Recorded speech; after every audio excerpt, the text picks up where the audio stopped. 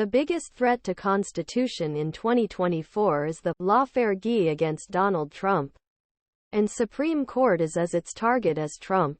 Consider the initiatives of Colorado, Maine and other places to ban Trump from the ballot. The architects of these efforts rely on those who do not know how most American presidential principles and general elections actually work. What happens to the rules of blue state Supreme Court or Democratic Foreign Affairs Trump, where Trump is not suitable for president? If the question remains at the state level, very little changes. The reason for this is that voters do not directly elect a party's candidate or a president. Primaries and meetings are first steps from state to state in a process that ultimately chose delegates to National Convention of Party. These delegates choose the island. Even if this candidate falls from the race, Colorado requires them to support the promised island. However, a withdrawal candidate can release his delegates with a simple letter. And after the first vote at the Congress, delegates are usually automatically connected.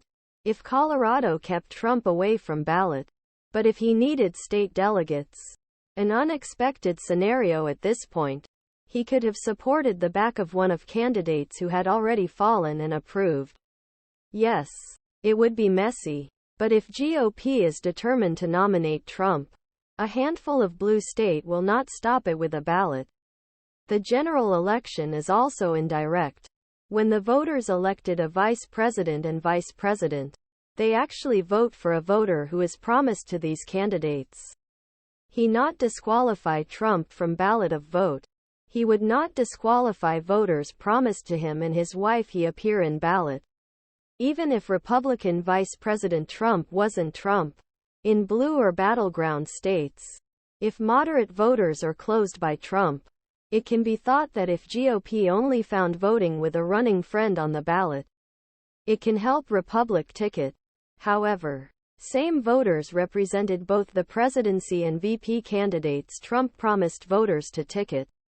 Even if not on voters' votes, a state voters who prohibit Trump may try to disqualify, but this will risk a constitutional crisis at both the state and federal levels.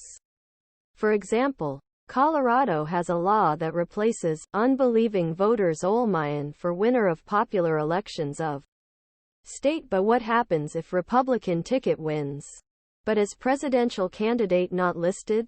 If GOP ticket won the popular competition listed with only one vice president, it would not make sense to replace Republican voters with Democratic voters. With many different rules in different states, Congress election counts the votes of college will be open to challenge results. Ironic amendment if Trump won election college vote despite attempts to ban him. Vice President Kamala Harris and Democrats in Congress Mike Pence would be in same position. And Republicans returned on January 6, 2021. Does Harris count the votes of Trump voters? But